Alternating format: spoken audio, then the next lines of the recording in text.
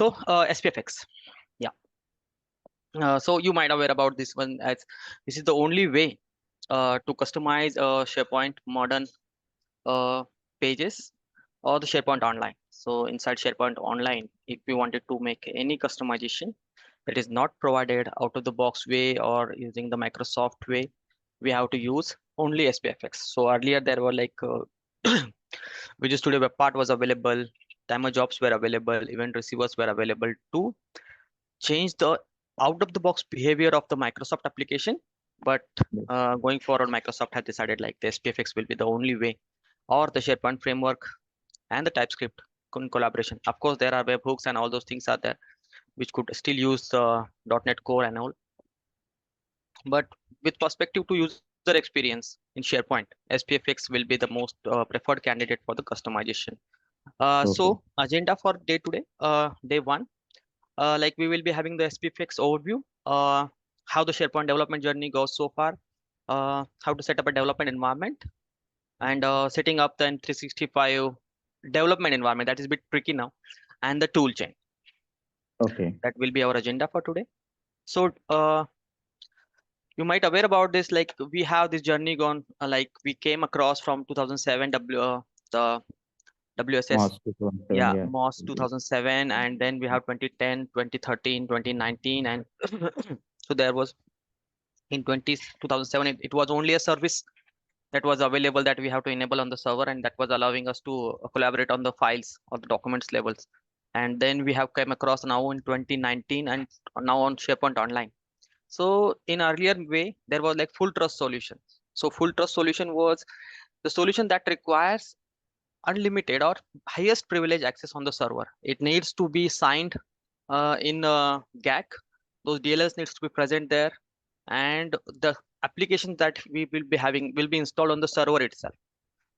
And then we come across on the sandbox. Why sandbox? Because the full trust solution was sometimes breaking and it was terminating the server itself. It was abandoning the servers because of the recurrent errors that might happen, or it was suppose some code breaks in there, infinite loops happens, anything that was breaking the servers. And then the sandbox comes into play. It was saying that okay, now you will get a quota of if your solution perform more than 10 abandoned retry or 10 terminating code steps, then this solution will be blocked. So sandbox will be like they put bit restriction on it. Then but still it was required to have this sandbox solution to be installed on the server, on the web app level. Then we have app, then app models comes in, and then from the sandbox we switch to app, and then the permission model was changed. So there was like a app only access, and now there's no required to be logged in with or we need to give permissions to the particular user. We can give directly to the app. It was not bit it was never explored much, and it was not used. I have not seen many apps was developed because it was in between of sandbox, and still some people or some projects were on the still legacy 2010, and they were still using the event receivers. Microsoft did not deprecated that. And now we are now into a 2016, after feature pack 2 they started supporting SPFx. So in 2016 feature pack 2 onwards, and 2019 and SharePoint Online of course will support the SPFx. So all those things we consider in the past, like full trust solutions, sandbox solutions, pros and cons, all those those things are considered into SPFx. SPFx will be like in container inside our SharePoint Online that will be running on account of the current logged in user, which could be responsive, which could take a request, perform app identity, means like it could perform the operation on his itself or on behalf of the users. So we can have delegated permissions, we can have application permissions given to that. We can use those permission inside SPFx. So possibilities are more. SPFx also support multiple tool chains available. You can choose any flavor, let's say, of the development. What you can use if you are fluent in the React, you can choose a React framework. If you know the minimal JavaScript, you can start with a JavaScript. No framework is also possible with a TypeScript. So different options are available. So in such a way that SPFx will be like for time being now, let's say it's not perfect or topmost in the market, but in a Microsoft environment, it is the only way and preferred way, let's say for the moment, to go for the development. And yeah. So okay. So how to set up because basically we are going into an ecosystem of Microsoft now, and there we required an account. So we at least required a Microsoft 365 dev account or Visual Studio subscription, uh, with maybe with our company, or there is a developer program. But this program has changed a bit now. So if you go to this link, I have given the link. I will share this deck with you. So Okay. this is the link that we have, the Microsoft has given, and the developer program earlier it was very open. So any person with Outlook account or a Gmail account can be qualified. But now they have put a conditions that like we need a work account, and for that what we need to do, Mhm. basically you can also do this. We have tempemail.com. So this is what the trick which I learned, that this temporary email account, wait a moment, is gone somewhere else. So we need a some temporary account which is not public domain like Gmail, Yahoo, temp Okay. mail. Yeah, tempmail.org. So here, Okay.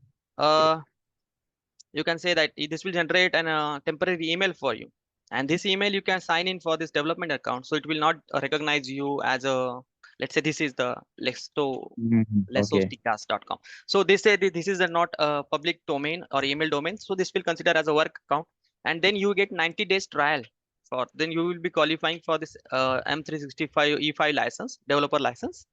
And Mhm. with that you can perform some of the tasks that is available. So E5 license is like most premium license, let's say, for the developer. So it has all the premium collectors for the Power Apps, Power Automate. It has a Viva connections also. So all the tools in the under Microsoft umbrellas are available there. So I will paste this in the chat. I did not include this one in the deck, or I will go in the deck directly. Yeah, yeah, you can include in the deck only English. That would be Yeah, helpful. that will be easy, right? Yeah. Yeah. So Okay. you can check on this email. You what you need to do when you need to get that email. Once you get that Mhm. email, you need to sign in into a developer program on the Microsoft 365.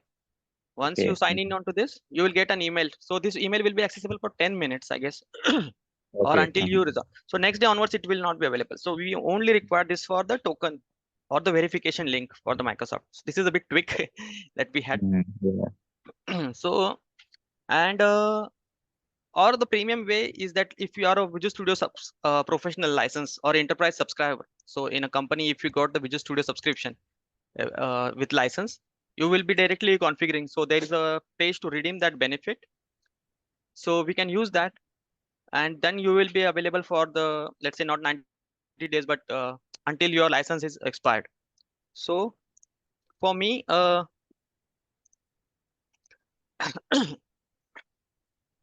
I have a tenant, uh, Okay. Uh-huh. which was created with my Visual Studio subscription in Office.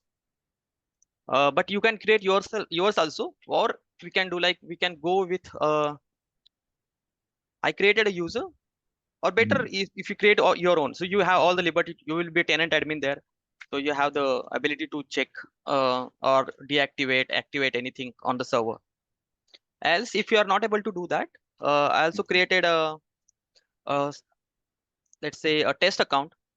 This is the Okay. Microsoft Okay. SharePoint account. This is for demo I Mhm. created today. So this Yeah. we can use also, but you can try with that Okay. link.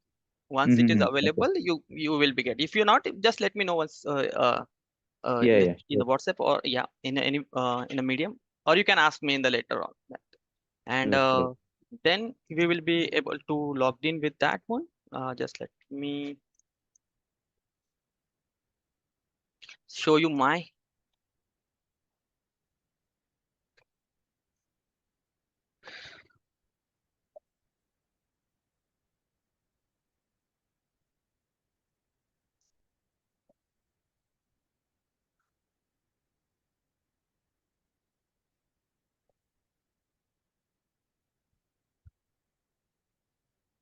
sign in demo account. What goes wrong there?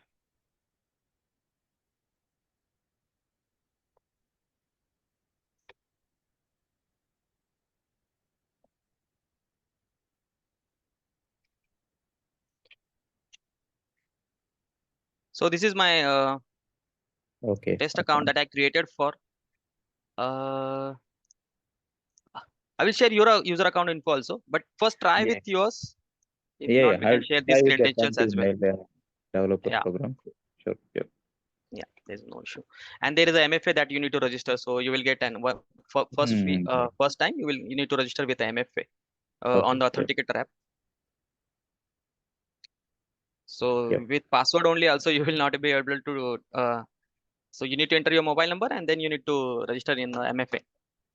Yep. Okay. So this is our SharePoint tenant.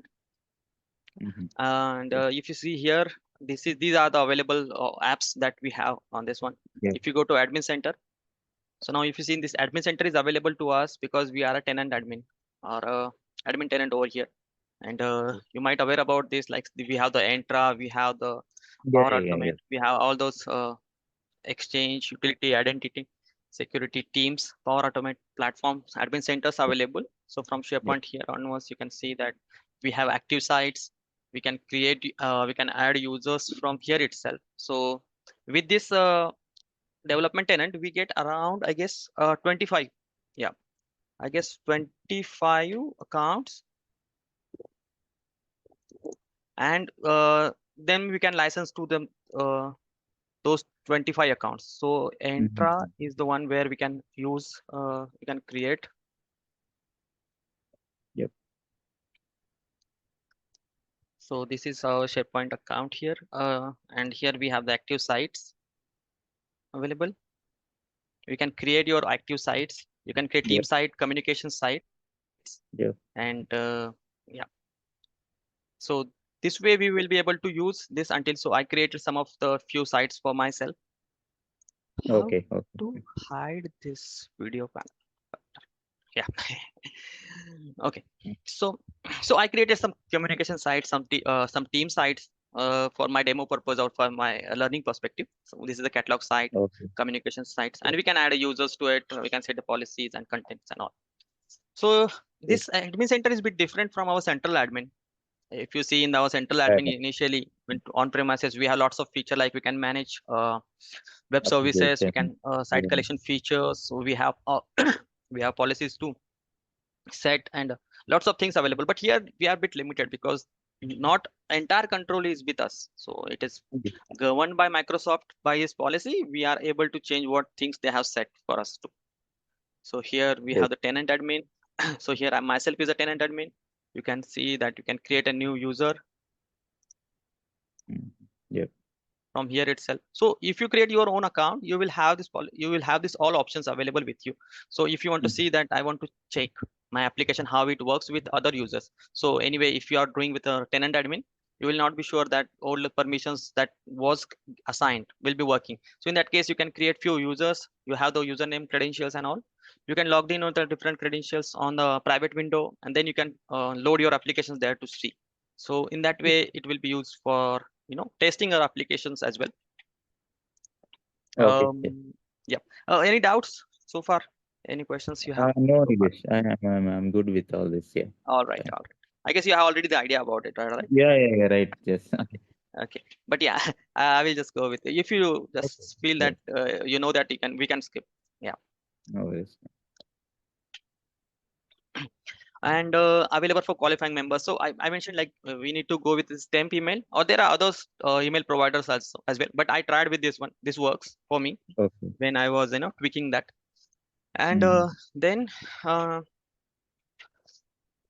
then we come for this setup account, setting up a development environment. So we Okay. have done with the setup our account with Microsoft 365. Now we have all the required apps with us. Now we wanted to do the local stuff. So setting up a Mm-hmm. development environment. So before that, what I want to see is this chart. So this is the tool chain, or let's say Okay. tool stack Yep. for the SPFx. And Mhm. I took this image from the internet saying it was comparison. So it is good Yep. comparison between what we were doing in the .NET and what is available now in the SPFX. So what things had changed, what was the Okay. replacement of what and all. So if you see in the .NET, we have Microsoft .NET is our runtime. In Yep. SPFX, we have Node.js performing the same. We Okay. have Nugget. which was a packaging solution, or we say we wanted to include some external functionality. So Nugget Manager is there. So we need to include a Nugget and we need to import it, and then we can explore that API or the functionality provided by the Nugget. In SPFX, we have NPM. NPM is a node package manager. Similar way, it is like a packages available on the Node.js npm directory, which we can use, which is supported by open contributors mostly. Also with some of them were funded, and yeah, but basically it is related with the people's with enthusiastic approach towards the open source. Okay. They created so many packages to abstract or provide a easier way to perform some functions. For example, we have React that was done by React itself. So React is one of the npm packages. We have SP web API packages. We have Chalk. We have Elric. We have Progress. So there are n number of packages. There are, I guess, numbers are not known, but there are very large number of npm packages available. So very few functionality that we have to achieve nowadays with us. So if we know that which npm packages we could use, and so one thing which I learned about the npm packages I wanted to share with you here. Okay. So when I was going in this direction to see the npm packages, Mhm. so I asked this question to myself, that there are possibilities that the same package or the same task could be performed by multiple packages. So my experience would be like, for example, I wanted to go for um, org chart. So Mhm. there are org Okay. charts available, which could be done by. So I explored this React chart, this Kendo charts, there are all those things. So I was evaluating these npm packages, and if we wanted to evaluate all the packages, this will goes Mhm. beyond our the timelines of the project. Oh, yeah, So yeah. yeah, so I see that when we goes with this, we say weekly downloads, and where it was the means how many people are contributing to it. So if that is a very active projects, it means it has more number of weekly downloads, and those are Mhm. actively pull requests, means those are the issues are actively fixed. In that Yeah, yeah. case, there is a possibility that we will choose that package or that npm package. So issue must be fixed, means the package or the npm package that we are choosing must be in a good maintenance state, and it Mhm. should be Yeah. popular as well based on the Yes. weekly downloads. Yes. Yes. So this is the way that I choose the NPM is the package best. Yeah. npm, correct. So this is how the npm works. So there are Mm. commands like npm install, npm init, npm uninstall, all Okay. those things with npm. So npm is also one of the tools that we need to install on our local to perform this Okay. task. Okay. Now Visual Studio was very let's say heavyweight as compared to Visual Studio Code. What is there? Visual Studio Code is a very lightweight, and Visual Studio Mm. Code has now a handshake with Yeoman. So Okay. if you see in our Visual Studio, what we were doing, we were going into the file menu, new projects, and we were getting a window that was giving us the number of templates available. So if we say Yeah. web API, then we say F sharp, C sharp, and all the language which was installed. And from that Mhm. language, we have to choose, and then we need to choose a package, the project template, and then we need to give the name. And it was Mhm. creating a folder structure for us. So this Yeah. was in background, it was taking around 2-3 GB sometimes for Mm. installing C sharp only.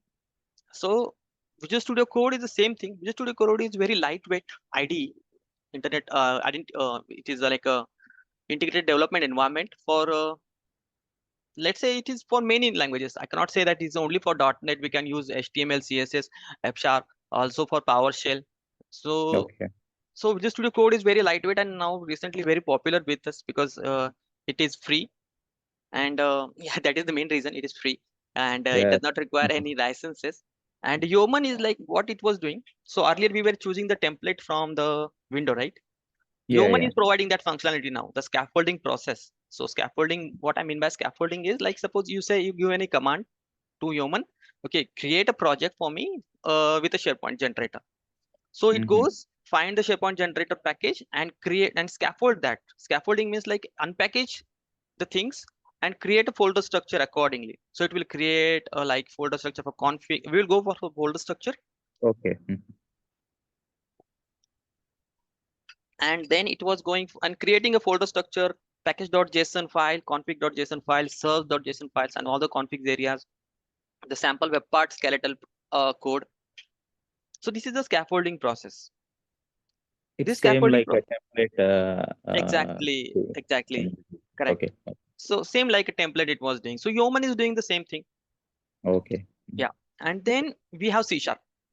C Sharp was like base for any development into a .NET earlier. Uh, there was Visual Studio in the past, then comes C Sharp, then F Sharp was, I saw some, I never saw F Sharp code, but still they have F Sharp. I don't know why it was used, but C Sharp was there. Now they have TypeScript. TypeScript, what I say about TypeScript from my experience, TypeScript has come out of JavaScript. JavaScript, JavaScript is very useful and very, I'd say, most prominent or most elegant language or programming, I say so far, Yes. because it could do anything. It could do the Yes. API, it could do command side perform, it could in the Node.js, when we are working in a node, JavaScript can work on the server itself. So Okay. it's not right only the client side JavaScript, it can run on the server in case of node when we are running in the node applications. But issues Okay. there were something like JavaScript was very loosely coupled. So it was very light approach saying that, okay, if you give me a string variable, if you give me a variable and assign to string, I consider it as a string. But later on, if you assign a number to that variable, I consider it as a number. And this approach, this is one of the approach which could be the reason for that they moved to TypeScript, because the types was not strict in JavaScript. And this leads to many ways that it was not fully compliant supporting to the OOPS concept. Okay. So there is a ways, of course, I see that we can implement a namespace using asynchronous module definition. So AMD JavaScript is there. We can create asynchronous modules definition that is bit similar to the OOPS like we were doing. Like we create a class, Yes. methods, public members, private members, and explore. So that is possible, but only thing is that it was not very, it is not strict with the types. And sometimes when I was going in a bit crucial or critical applications, then that times if I say the float was given and consider it a number and remove the decimal places, it could leads to an error. Yes. Yeah. Yes. So so that is my point of view. And of course this is one of the reason only. There are others also. They come with this approach like TypeScript. So TypeScript was developed by, I guess, one organization was there. So they developed this prototype which was very strict with the type. So they say like anything that you want to deploy or declare must be have the types associated. Of course, they have the any type now. So TypeScript has all the inbuilt types what we were using in the JavaScript. Also with the any. Any means like where. So Yeah. you might aware about this, like we declare a variable inside a JavaScript like a where only, and where means Yes. variable.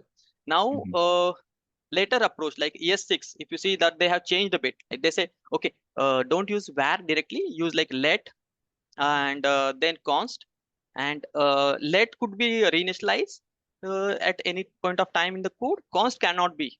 So they said don't use where too much. Why? Because they have seen that the where was creating a bit problems when they goes further into a logic and going into nested loops and all, coming out of the scopes.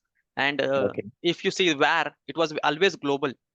So if you declare a where something on top of your script, it will be always global. And if you create the same variable inside the function blocks create its own variable. Coming out, again, it will take the values of the global one. So this is a bit tricky and sometimes very time consuming to resolve such errors. Yeah. That So, makes sense. so that was TypeScript. And so TypeScripts are most basically like a programming language. We can use multiple ways there.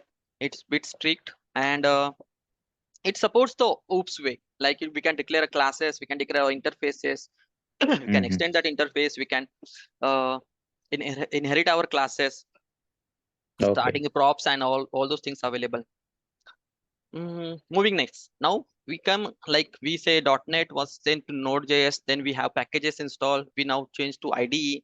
We choose the Yeah. language. Now we say we wanted to build a package and publish. So in Visual Studio, when we have any web service or any Visual Studio web part, we package it.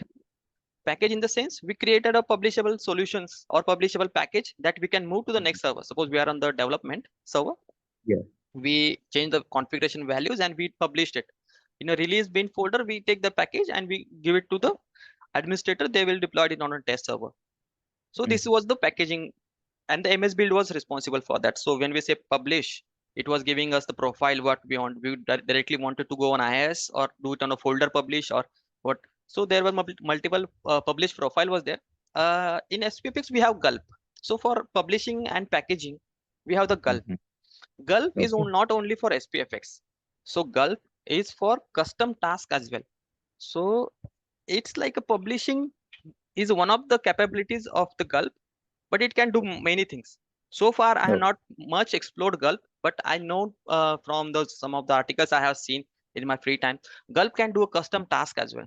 Suppose you have a pipeline. In that pipeline, Okay. you have some task. So gulp can do those pipeline export as well. Mm-hmm. So we can define our task in a gulp and simply we say, okay, gulp export to pipeline. And then the task what we have mentioned in the in that file, in the declarative manner, we have to configure that. It will It export. can, yeah, it can do those tasks. So here, for Okay. example, we say gulp serve. What it understand? Okay, gulp serve means I need to launch a workbench. That is our temporary, let's say, uh, pilot page where we can test our changes, and we need to run this node servers. So gulp will go and take the node server, keep it running, and launch that web workbench page, and then this deployed this locally on that. So app will be available on our local workbench. We can test it on our. So this will happen by the gulp serve. Okay. Gulp build, gulp package solution. There are multiple commands available, but these are commands. We can going beyond that. We can have our own custom. Let's say we wanted to do all those in one. This is possible. I have not done it, but possible that we can say gulp prepare or gulp package. So it can go with build, publish, package solution, and then deploy. So those things could be possible. And the webpack Okay. is like SP build webpack is used for building those solutions. So gulp with webpack will do the same things. So it is like when you create a solution, it create a distributable files there. Under dist folder, I will show the folder structure there. So under dist folder, we have distributable JS file. So what happened when you write a TypeScript code in SPFX? You go to the gulp and say, okay, build. It builds the solution, and you say package solution, and sometimes you say hyphen ship because you wanted to go for production or not required when you are still testing. And then those TypeScript will be compiled into a JavaScript. So your code on the client will always have the JavaScript, which was a compiled version of your TypeScript. So Okay. TypeScript will not be understood by the browser. Browser still understand JavaScript. So it is the job of this gulp to convert our TypeScript into the code, JavaScript code that will be understood by the browser. Yeah. So this is how the tool overall overview of this tools stack chain. We can go one by one. So I'll show you how we have this one. Okay.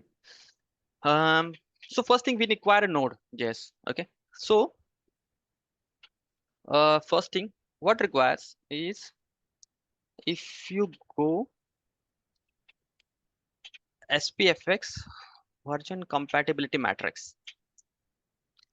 Am I going in a correct order, or you see that you're bit No, no, taking no, no, some? it's good. Yeah, it's good, Nilesh. Okay. Fine. Yeah. I'm Absolutely fine. assuming that you have some previous Yeah, experience with yes, yes. SPFX. I have something. Yes, I can. If I So have, yeah. then I will ask you.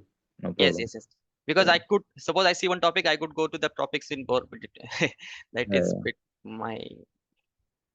it's okay, man. That is your own style, right? Yeah. It's okay. It's not style because I tried to go a little bit by myself and try to see Yeah, what that's, I see. that's That is the only thing. So before going into that, what we need to understand is SPFX compatibility matrix.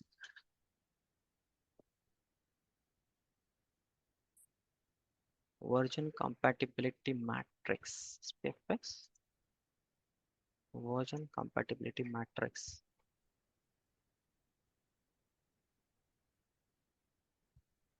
SPFx compatibility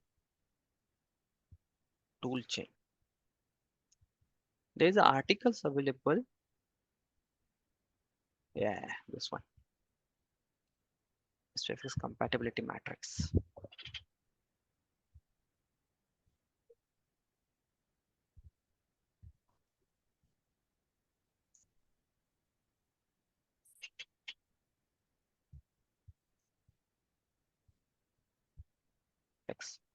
Okay, this is some blog, but always refer Okay. to the Microsoft one. Mhm.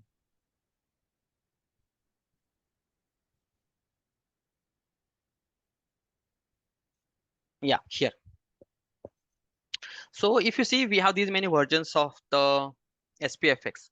SPFX versions, what I mean by SPFX version, it is a version of the generator, what we are using. So we have Yo, SharePoint, Microsoft slash SharePoint slash Microsoft hyphen SharePoint. So that we are using the package to generate our project. So if we upgrade that, it means now we have upgraded our SPFX version. So SPFX is a Yo SharePoint generator. And this comes from this 1.0 version 6. 1.4.1 was used for on-prem. So when I was doing this development for the on-prem, of course, it Okay. is required a Node.js version 6.7 and TypeScript. And there are limitations. I have that matrix with me. If you need for on-prem, I will provide you.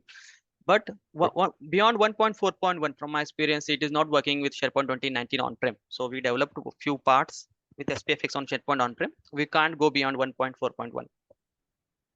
Now, Okay. if you see here, this matrix, it's considering like SPFX, Node.js, TypeScript, React, Gulp.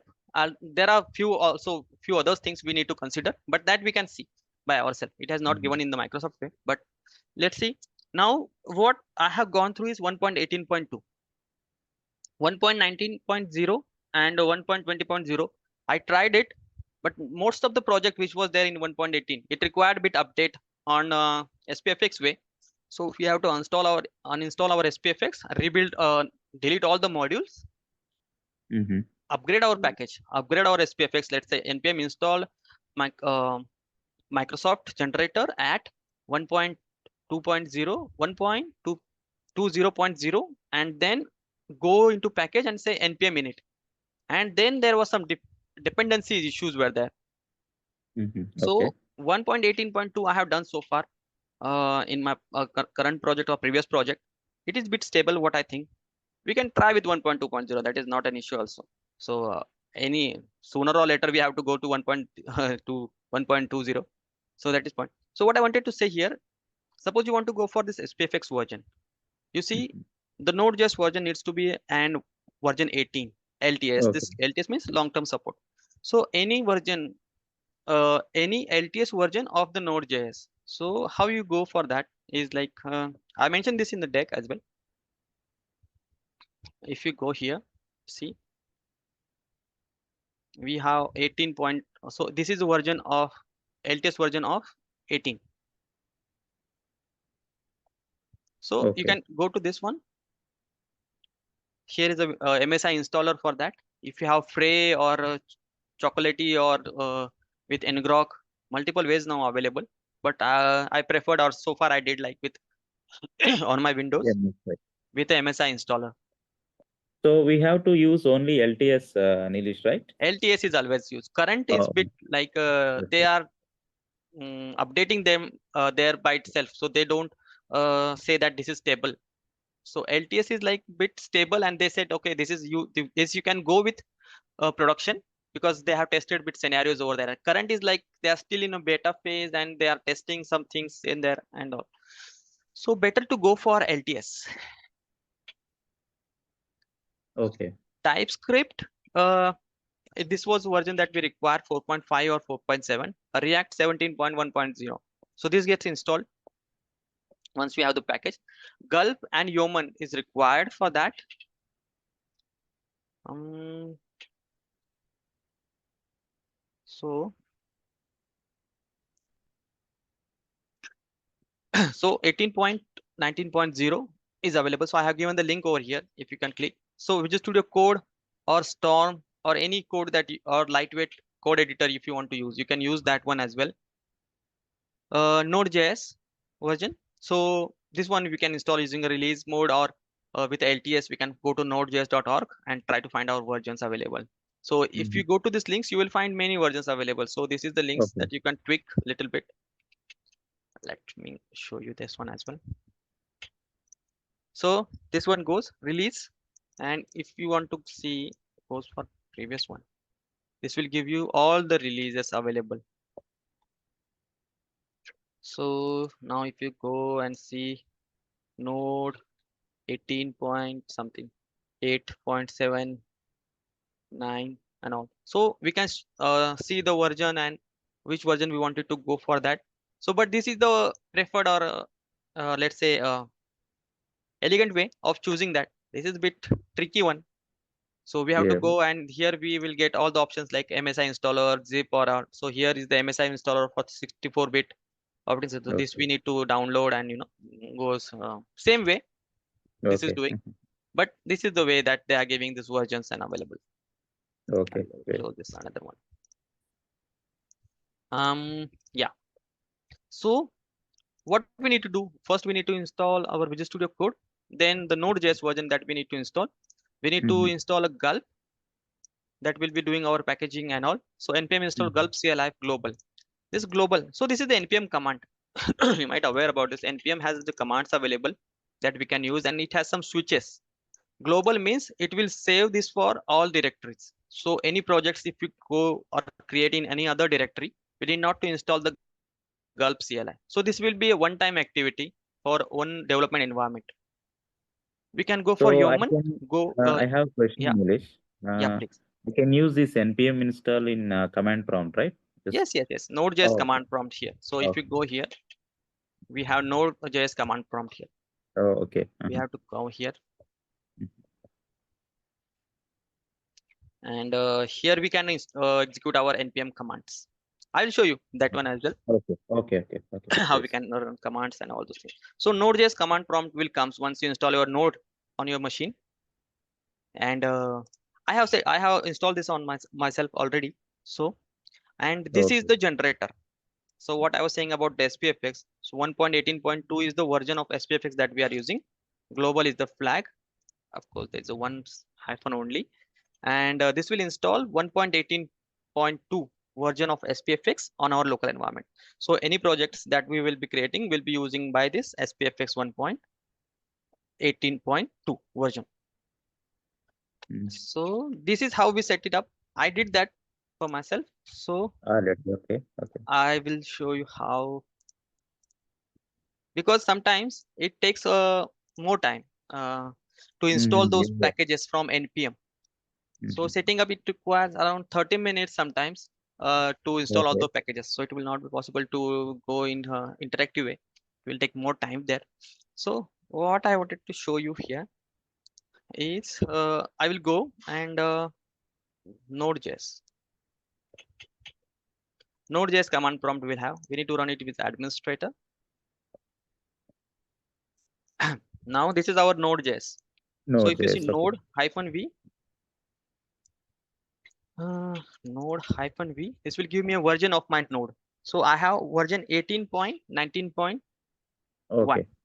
And what I wanted to see now, the dependency what I have. So there is a command for that npm list, or you can say ls hyphen global. Okay. This will give me a command, globally defined toolchain versions, what I have. So if you want to verify your environment, you can go. You see, Gulf CLI is 3.0, NodeMon. NodeMon is a server for Node.js. NPM 18.13, Yeoman 5.1.0. And this is the React app. And this is our SharePoint generator. That is our SPFX version. So if you want to debug anything, or you see that something is not working, you fire this command npm list global hyphen global. Okay. This will give you all the versions available for that. And if you see that, now we have to go and see the compatibility matrix again, saying that okay, Okay. I have here. So Node.js, node is npm is what, create gulp CLI is what, yeoman is what, and likewise you need to compare. And if you see that Software. there's an issue, then you need to downgrade or upgrade your versions accordingly. So that will happen there. So I have one question, Yeah, Nilesh please. here. So do we need to install React app exclusively, I mean externally, or it will comes part of this It will comes as a toolchain? part of this. You need not to install this React app. Once you install the Okay. SharePoint generator, it will comes with Okay, that great. React app. Yeah, Okay. we need not to install this explicitly. What we need to install explicitly is Gulp, CLI, Yeoman, and I guess this is the one. Gulp, Yeoman, and the SharePoint SPFx version. These three Mhm. things we need to explicitly install, and of course the Node.js that we need to install.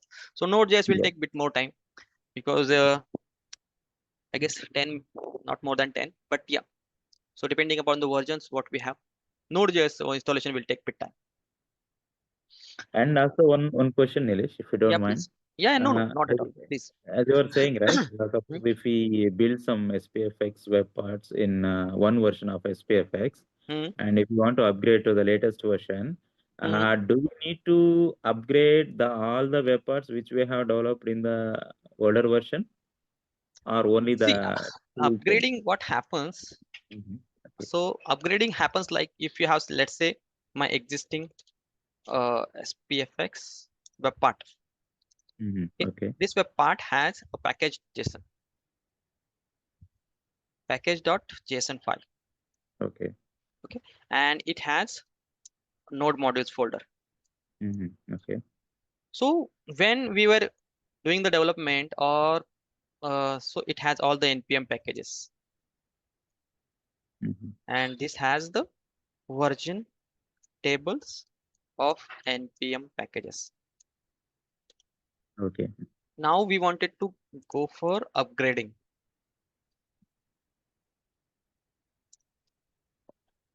So understanding what is package.json, package-solution.json file will contain the versionings, what versions is installed for which npm package in this project, and node Mhm. modules will be the directory where the packages will be downloaded. So in Okay. upgrading, what happened? Some packages get deprecated or stop supporting the latest one. So they say, okay, we are not supporting this until we have some issues there. Okay, so some says that okay, now you have to upgrade us because we are on the older version. And suppose you say you upgrade SPFX now, and sometimes they say okay, you need to create a React app. You need to upgrade React app to the different version.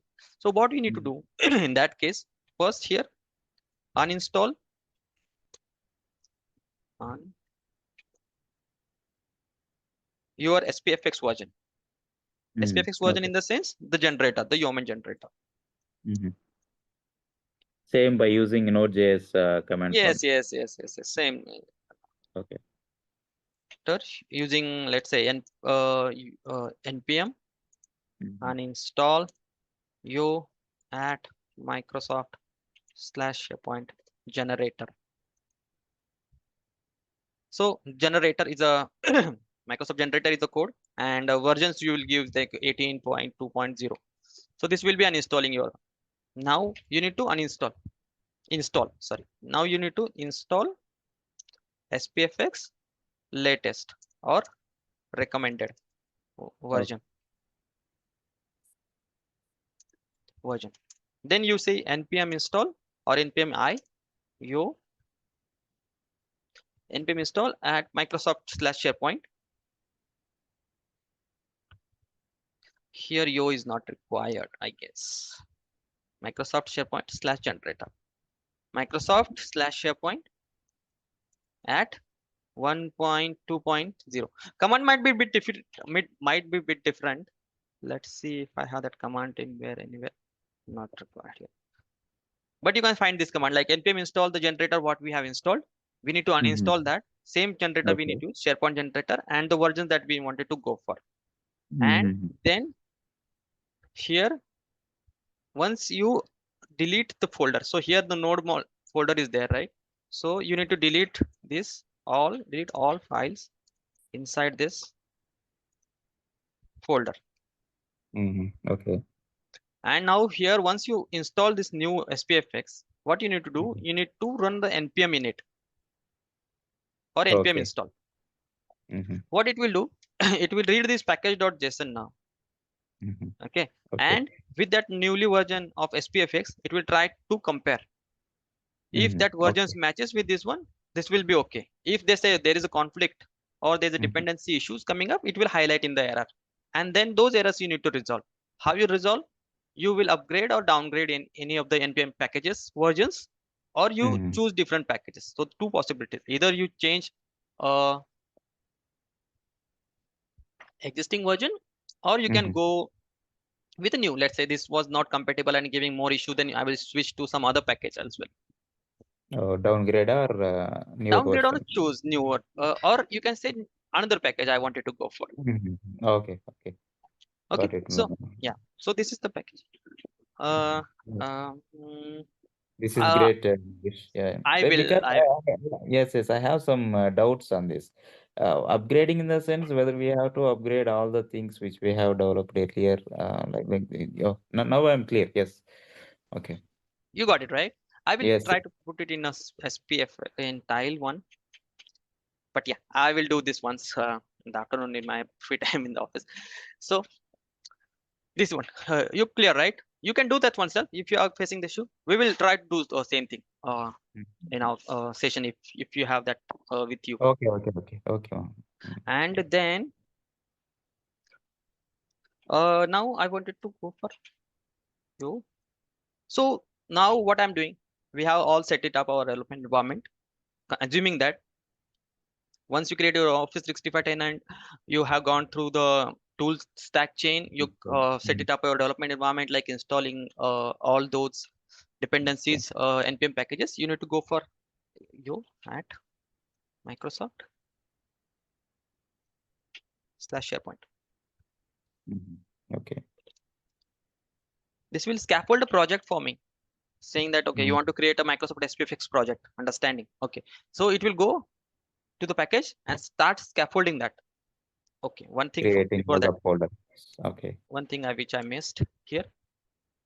Mm, yeah, first what you need to do, you never create a folder inside this system 32. What you need to go, you need to create your own directory, because Okay. this directory is pretty difficult. They have different folders, package.json and all. So it will make your system 32 folder very dirty. So Yeah. Yeah. Mhm. Okay. cd spfx, let's say I have spfx, say I create a new directory, mm, demos, Demos. Okay. cd demos, and md day one, and then day one. Then I came into this one. Now I say I wanted to go for you. Sorry. Okay. So it will create all the folder structure in that Yes, day exactly. one. Okay. So now this is the process. This is like earlier we were choosing, you know, remember that? So in Visual Studio, we were having this project template that was And coming, then, yeah, and yeah, there we yeah. need to give Okay. the titles and what was the Mm-hmm. property and all those things. So what will be our solution name? I say uh, first client web part. This will be our solution names. Which type of client side component we wanted to create. So these are available things right now. So we can create a web part, extensions. We will cover this through. Libraries are there. Like libraries are like a DLLs. If you wanted to export some of the reusable functionality, you can go with library. Adaptive card extensions. Adaptive card extension, if you have seen in Power Automate, I'm going in a bit different way, but in Power Automate we Mm. have that cards available now. So we can Yeah, send yeah. a That's response okay. card, and the cards are coming like a pop-up thing, which was very Mm. intuitive UI, Yeah. and that we can use for getting a response from the earlier we had the task forms. The boring task Mm. forms were coming up when we send approver, and now we have some, like for in the teams we can send the cards, adaptive Yeah, that's cards, it. Yeah, and yeah. that those were very intuitive UI, and they have the JSON in background, so the capabilities of customizing those Mm. things is very vast there. So for Mm. example, I say web part. What is the web part name? I say the same thing what I have given, client web part. So here's the framework which you would like to use. So frameworks are What is like that? minimal framework, no framework, React, Mm. So they have different capabilities of each. Why I choose React, as I mentioned, like it has a, so as a developer we always seek for help, and if you stuck somewhere, we have the possibilities that we will get more help in the React as compared to the other versions, because it is very mm, there's a strong player behind React. That's a Facebook thing. So they maintain it quite well, and Okay. lots of people before me, so following the same thing. So I don't want to be alone on the path somewhere else, wandering on the no minimal framework to try to prove myself only that okay, I can do these things only by myself. So we have to go in the as per the majority. Really good. Okay. So then we will be not stuck. I'm not saying that we can choose the odd path. Definitely we can go for the odd path if you are having more datings on yourself, but chances are there that you might stuck and you might need to spend more days on the things that was Yeah, already yeah. achieved in the on the other frameworks. Yes. Mm-hmm. So this is the scaffolding process. If you see now in the below, it is taking all those packages and installing them. Yeah.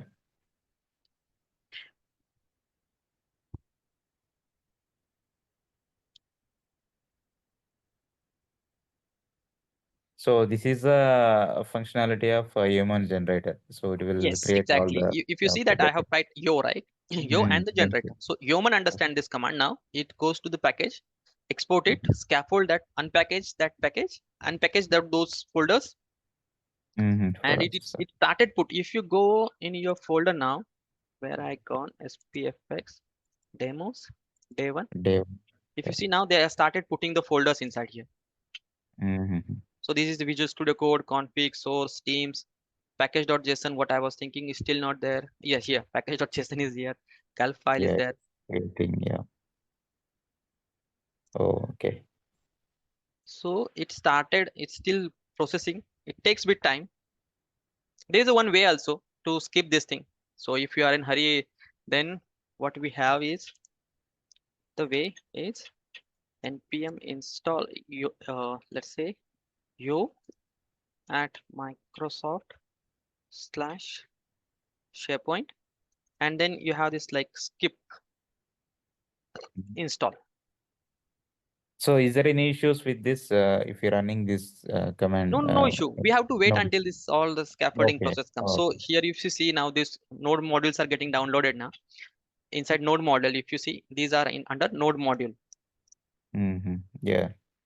So it might break if I now select something. Okay. But if you see the skip install now, it will Mm-hmm. not install the node module. It will just simply create the npm package package.json file, and then project is created. We can start developing, and what we will do, we will start creating our React project. Until then we will run this command like npm install. So in the Mm-hmm. background, npm install will go to package.json, read those files, and in the background it will try to download and upload on your node modules folder. So you need not to wait until this all the process happens. Okay.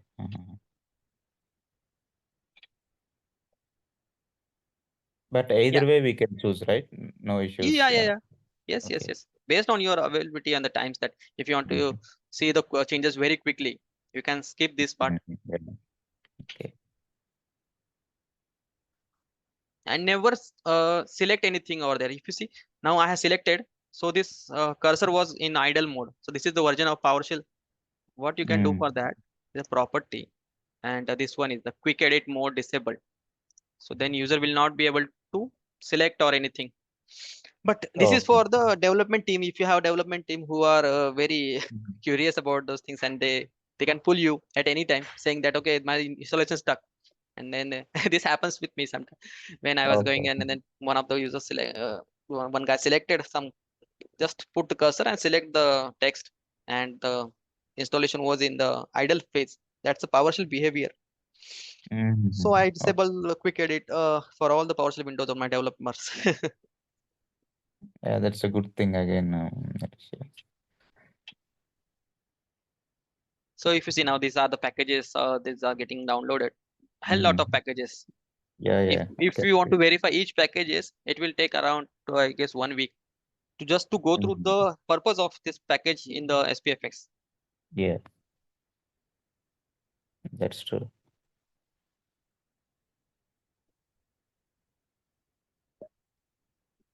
But interesting if you go in the scaffolding process, right? But this is very interesting, and sometimes it helps in the debugging mode. Most of the times what we do, we simply delete the npm modules node modules folder, revalidate our package.json and run in npm install. But if we really, if you see some of the git issues there, they are Mm-hmm. seeing those dependencies and they're asking these logs. Suppose you report any issue, they asking these logs, and then they goes for each packages and they try to use the compatibility matrix and doing these things manually. That is cool thing, but it requires a lot Okay. of efforts and times and expertise as well. Yeah. Mhm. But yeah, so now if you see this all npm things has happened, let's Mhm. go to the folder structure once manually. So Visual Studio Code is the extension for the Visual Studio Code editor, config JSON, node modules, source, Okay. teams, and these are all our JSON files. Okay. So now the folder structure is created. If you see this dialog, congratulations, the solution is created. Run Mhm. the gulp serve to play first. So what we can do, we can launch it in the code editor. So code dot Mhm. is the command that takes the directory and open into Visual Studio. Okay. So now we are in the Visual Studio here. If you see now, these are our folder structures gets created. Mm-hmm. And Yeah. these folder structures now, what we have here, if you see what I was saying about, these are the npm. You see how the scroll bar becomes. So there was no scroll Mm-hmm. bars. And if I Yeah. Yeah. expand this, these many node modules are required to run our one SPFX sample web part, which Yeah. has no functionality. Yeah. Mhm. Yes. So this is how it has became like it is taking all those things from the open source and try to compile it, take some functionalities from this, some functionalities from that modules, and try to compile ourselves and try to push the rendered output to the user. Mm-hmm. Okay. Important things are in the config way. So config.json, this is our configuration JSON. Here we have the titles, we have the entry point directory where yesterday I created a project.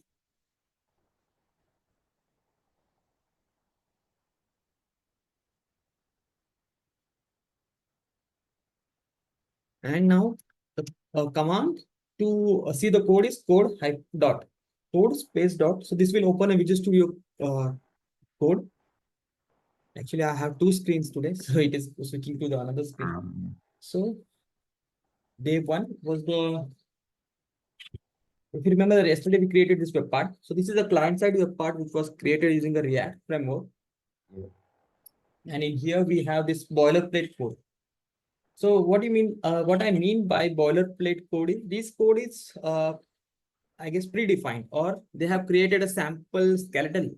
Let's call it a skeleton project, and it has all the sample things that has been configured. For example, right now, if I think, or if I decided to deploy this as is, this will deploy a simple, let's say, web part with a given static text and one property was there. Okay. So this is a working, let's say, a code or prototype that our human had generated for us. So you at Microsoft Class SharePoint, that was the generator, and the scaffolding process is what this has generated. So this is the result of that scaffolding process. Okay. And yeah, so we will go with one by one. So VS Code, this is the extension only for the Visual Studio. So Visual Studio Code itself has created this file. So this is not related to our SPFX, but when we open it into Visual Studio Code, it created these files. So it says that this is the Webpack file. So Webpack, we'll come to the Webpack things later on also. And this is the like file which we exclude and the TypeScript SDK that we wanted to use. So this is for Visual Studio Code. It's not related to SPFX, but the file started from config file. So inside this config folder, so if you go to this folder as well, so let me show you this folder here itself.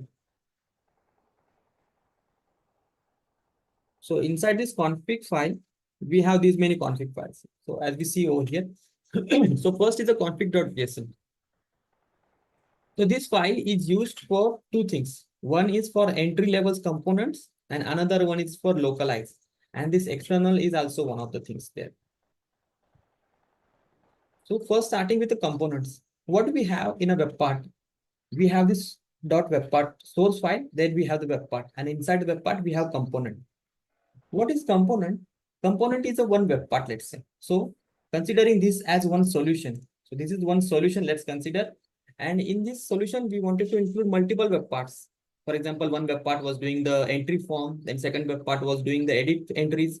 Third web part will do the, let's say, the report thing and visualization of the web parts in the charts and so on. So that might be possible that we wanted to include sometimes multiple web parts into the solution. So this is one client-side web part which has multiple components itself. So we can include one more component itself here, and that components will get added to this components array. So if you see, this is an array. The square bracket depicts that this is an array. And next time onwards, if we say there is another component, the new entry which gets added to this one, and there will be separate entry and manifest file for that. That will be get generated. So if you see that we wanted to have the entry file. So entry point is when my first entry. So this is my TS file. So if you see the difference that this is JS file and we don't have JS file here. So first client webpath.js file. So yesterday what we discussed, like every TS file, we have TS file. -ts is the file that we have currently, but it is saying the entry point is JS file. So that is what happened when we internally build the project and deploy the project. All the TypeScript files are getting compiled into a JavaScript version. So then only our JavaScript code will be there. So even though we are doing in a TypeScript, ultimately our code will be in the JavaScript, and that is what the browser will understand. Okay. So this is the entry point. What I mean by entry point is that when my first client web part is launching there, the web part will go first on this page. So this will be a starting point, let's say. So first this will go to this JavaScript file, and the manifest file it will show from there. So manifest files are like the titles and all those things together, what versions we have and what dependency we have. So that is the manifest file. But important is the entry point. So if you see that if you rename these files sometimes, and then we build the project, sometimes we did like we just rename the class name and we rename this file, but we forget to update the entry point. In that case, the web part will break. So in that case, we have to come back to the config.json and we need to update this entry point. That is our, let's say, first step that our execution will come to this place and they start executing. So, Externals, yeah, Nilesh, I have one doubt here. yeah, please. So here in this JSON file, component is nothing but a web part. Yeah, component is nothing but a web part. Correct. Okay. Components are nothing but web parts. Yeah, that is correct. And yeah, we will come to the point how components and this why we called it component itself. Why we don't call it, because the React, it's called component. Yeah, that is how it is configured.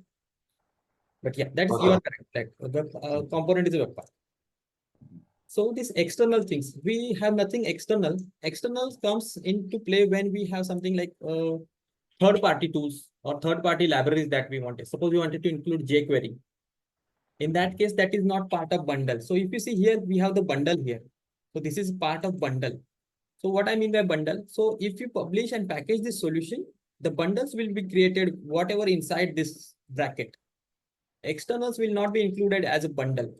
That will be, we need to ship it separately. So whatever we have inside this bundle will be get published and pushed or packaged through that to the next environment or the environment that we wanted to target for. Externals are that will be used for, let's say, when we wanted to include any SaaS tool or any report viewer I used. For example, a jQuery was there. So that time we have to include external resources over there. Localization resources is for, let's say, we wanted to have multi-language support for that. And then we wanted to include those settings here. Suppose we wanted to show our content in a French or Japanese or in a German. In that case, we have to give that support over here to localization. So if you go to the first client web part and the LOC, so these are the strings here. So first string is this one, and then what we wanted to call this string. In case if we say this is for ENUS now.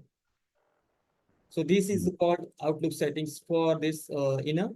So this variable, once it comes, this will give this English text. Suppose we wanted to have another resource file or another language file.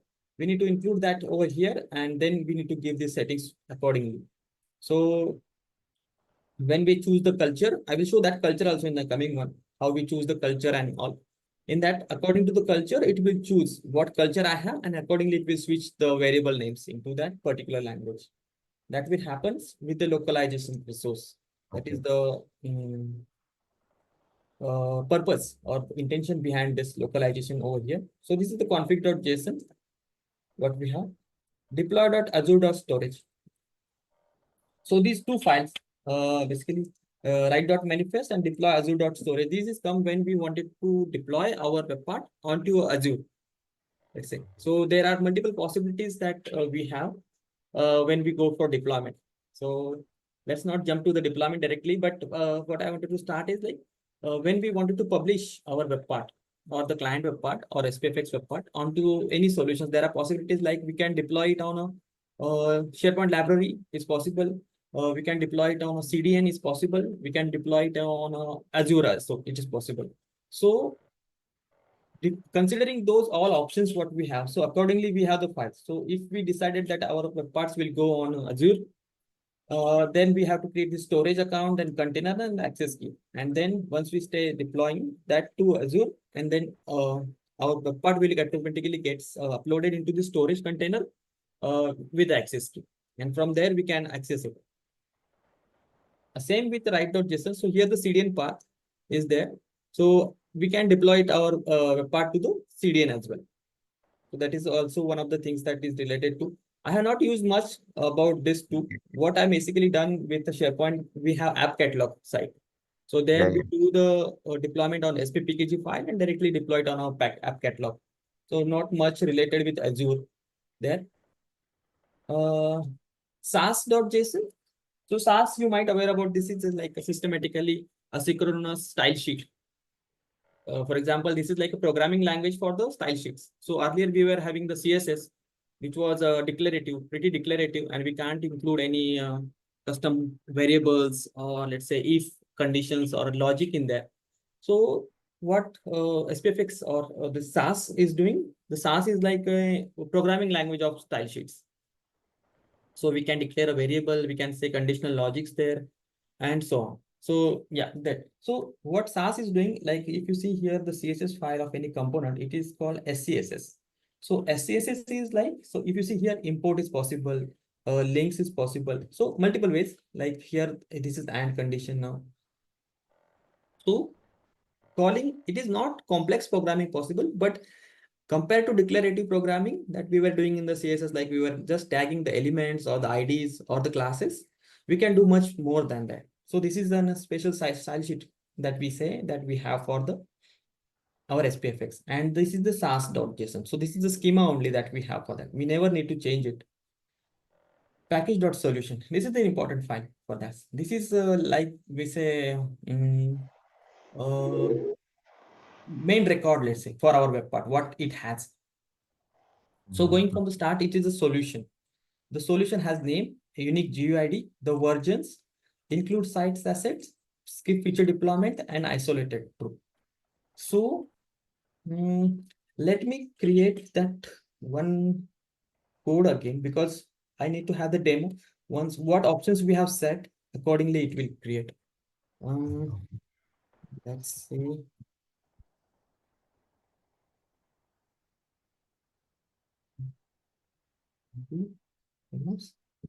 Take two.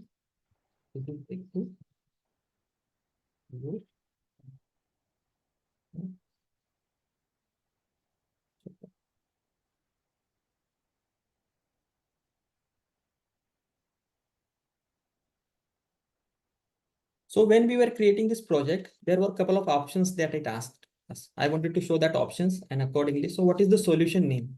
So the solution name, what we given over here will be gets added over here, the first client web part, and the client solution will be appended by itself. So here I say, let's say my day two solution, day two custom web part. Now what is the type of the solution? It's a web part. And let's say this is a day two web part. I say React framework. And now these questions will come. to us.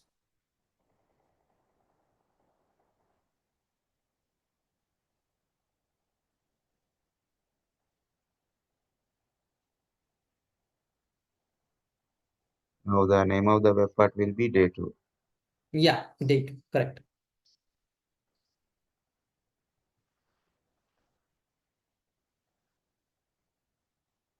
Okay, it will take bit time. But what I mean that when we say the skip feature deployment, so when we were installing a web part, it was saying that do you want this web part to be available on all the sites?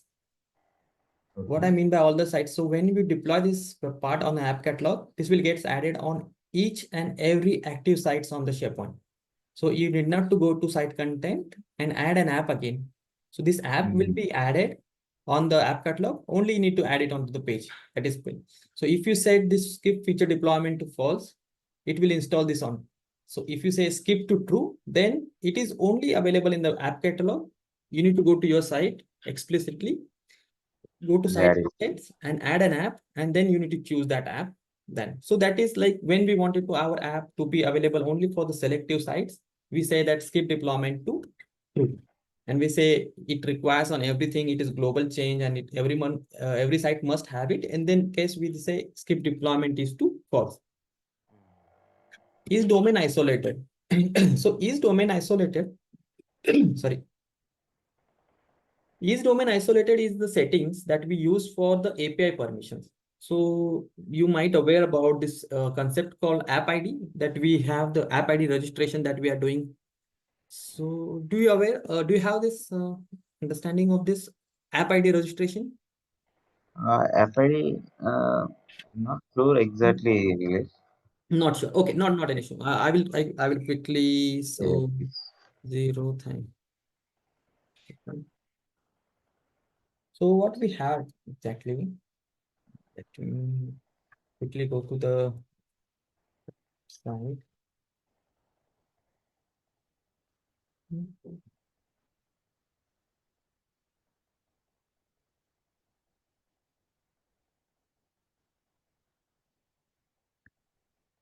So whenever you are wanted to assign any permissions, right, in our SPFX, you have to go with even though not in SPFX only, but in a modern Power Automate, Power Apps, or any permissions that you want to go. So you have to go for app registration now. Even though if you wanted to connect with the PNP online, you have to give app registration. It won't be able to connect with only username and password.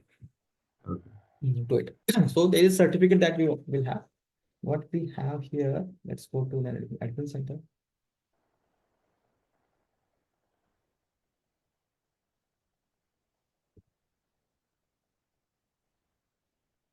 And when we go to an Entra site,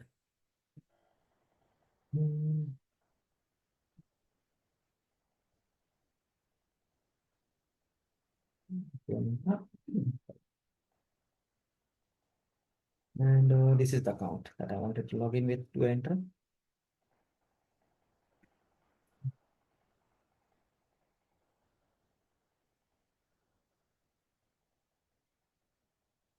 So this is my Microsoft Entra admin center. This is used for managing the applications and the permission. So what we have here is an enterprise application. So where was this application? And we have the enterprise applications. So any applications that you have, for example, that you wanted to perform any operations there. For example, here I have Graph API. I have here the PNP applications, the SharePoint resources, PNP course. Let's not worry about the complexity, or if you don't understand anything, that is okay. I will also cover this when we have Graph. So anything that you want to give permissions, you need to create an app registration. So if you register an app, it will ask you what is the name of your app that you want to register for. If you click over here, and which account can access this API, and the redirect URL, you can give it like a local host and anything. So after registering that, see if I go here, for example, let's say you created this new app and we have the API permissions available over here. So for these things, if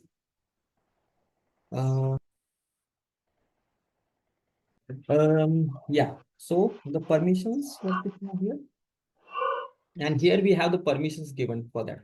So for example, if you see for this app registration ID, I have given the graph API directory.read.out. So I have given graph to read the directory, read permissions on the delegated level. And there I have given the consent. For similar example, for the SharePoint, I given full control on all the sites with the delegated permissions. So two levels of permissions. One is application permissions, one is the delegated permissions. Delegated permissions required you to give the permissions directly. So you not there you need not to worry about the login. So the applications can do by itself. So for example, I created this applications ID, and then with that ID, if I created some access token or trying to use or access any resources, my permissions should work. In case of applications, so directly I will go to this one. So if I say grant permission on SFT,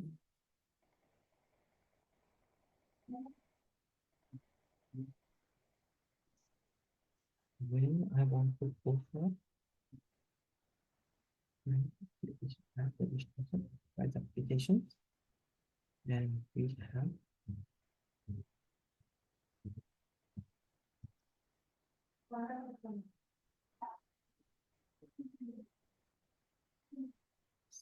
this one. So there are two types of permission that I wanted to show here.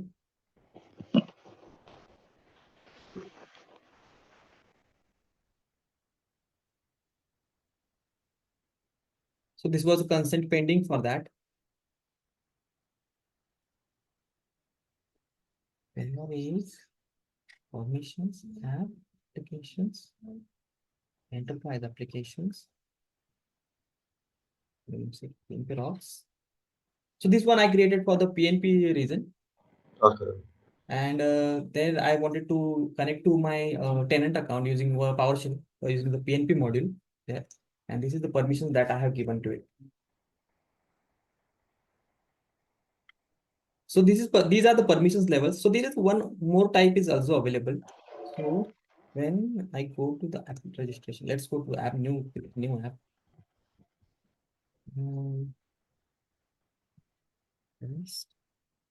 Demo. Test demo account in the organization in the directory. So who can use this API or access? So any account in the directory of this. So I have the tenant. So for example, what I mean by tenant is, so this is my tenant, 0th j.sharepoint.com. So any user in this tenant can use this API account in any organization. Suppose I have multiple tenants. So I'm the organization where I have multiple tenants.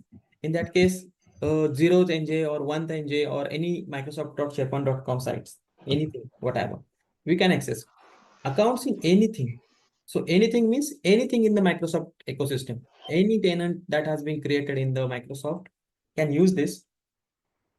This will include this, like it is all public now, and personal account only. So this will be like only the personal account Microsoft that we can use. So we can restrict the access. Generally, I select this one. I say localhost. This is optional thing, redirecting URL.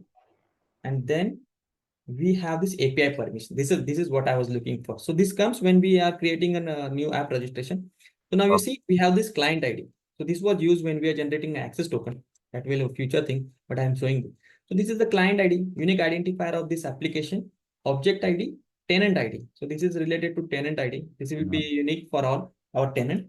And now we will go to this API permissions. API permissions, there are two types of permissions. Suppose I go and I see there are two types of, suppose I say wanted to give a permission on a SharePoint. I select a SharePoint, and this is what I wanted to show. Delegate permissions and application permissions. So you need to sign as a user when we wanted to use a delegated permissions. And applications permissions are like, so when you give delegated permissions, you always need to log in to the machine. Username, password. Yeah, with your username, your credentials, you need to log in, and then you will be able to start using this delegated permissions. Application permissions are like you need not to worry about the sign-in user. So if you give the permission to the application do its task by himself as a background service or any daemon. But you need not to worry so you need not to provide any user to ask him to log in, and then this service will run on behalf of him. That is not required with application permissions. So application permissions are there required from our perspective. Mm, when we wanted to have some background task that is not required any monitoring or any active user inputs or user experience is there. User interaction is not required basically. Delegated permissions are there when user is interacting on the system, performing some task here and there, and then fetching some data from other systems where permissions is required. In that case, we can go for delegate permissions. So application permissions and delegate permissions are two things there. So if I say delegated permissions, we have to go there. And from there, you see that we have different level of permissions. So All let's say all sides. site dot full controls means you can do anything on the site. This is very difficult. This is a dev tenant, but we never give such kind of permissions on a productive tenant too. So we give minimum permissions that is required. So that is also one thing we should consider while Oh, allocating a permission. We should not always give highest privilege. We should always give the minimum privilege that is required. So granular level are possible, like we can see, we can read all the SharePoint users. We can say from the sites, we can search all the data. From files, we can read and write. From the sites, we can all sites dot read, all site dot manage, all site dot full controls, and all those things, permissions that we have given. And then this your app ID and maybe I have gone. Okay, but that is not the topic for today. But what I wanted to show is isolated domain. Yeah, that was the main topic. Isolated domain was the thing. So when I give permissions over here, if you see the delegated permissions I have given. So for example, I go to enterprise application and then this graph API. This one, graph explorer. And here, suppose I given these permissions here to SharePoint.full control. Okay, so that is a bit risky permissions, right? So we yes, have yes, fine. given the permissions for all the sites full control to the graph API, and anyone using the graph API has the knowledge of the graph API can perform any task by himself, Yeah, right? yeah, yeah. So Yeah. that is bit risk for us. So what is isolated means? Isolated means only for myself. I am different from, I am not being part of the group. I don't want to be a part of the group, and I consider myself as a domain isolated. So if you assign me a permissions there, okay, these permissions will be uniquely assigned to me, and it will not be uh, used or inherit by any other applications with the same type. Suppose I am the web part. So day two web part saying that I am the day two web part and I have the domain isolated to true and I have some permissions given. So any web part, day three web part, day four web part will not use the same permissions because these are only uniquely assigned to me. But which here is that this is deprecated now. Isolated. And I read an article about this. Is domain isolated specs thing? So you mean is domain isolated? Deprecated now? Yeah. If you see here, retiring a SharePoint framework domain isolated web part on the SharePoint online. So this is an I guess on 20 May last year, they have introduced this one, like they saying. So they say that from 2nd April 26, they will fully retire this domain isolated web parts and stop working for the existing tenant. So if any new development that we are doing, so that is not an option. And for such a scenarios, now you will say that, okay, what was the alternative? So they are still thinking on the convenience. So they are still Okay. thinking on the solutions on that. But that was a good thing from my perspective, because when we are giving the permissions, we're using app registration, the permissions was now public, let's say. So anything that is coming from the SharePoint customization, now we have the permissions. So suppose you created a web part which was taking the enter ID and performing any update operation on the users in the directory. Okay, for that you need to give active directory users permissions to that web part. But now if I create a simple hello web part, and there also I have this permission to change the users on my directory, that is a bit risky thing. So anyone developers comes and he runs that SPFx thing on the productive tenant against it. So he has the potentials to change some things that is on the productive, even though his web part is not eligible for do that. So restricting that is one task that is still under investigation by Microsoft, and they are still maybe In future, they might release something or introduce something new, but so far it is, but the option is still there. If you make it true, it is also still not work. I tried that by myself. So I created an isolated, what I say. So here I created one thing for isolated dev command, and then permissions if I give. So is it already deprecated? It is not deprecated now. They will Okay. give support available, but current with the new development we are not able to use it. Okay. So from 2026 April they will stop using it for the new tenant. So it will, the existing one will also stop for the existing one, and for the new one they have stopped using it. So we can't create new web parts that is using this isolated domains there. Docs, permissions, and applications.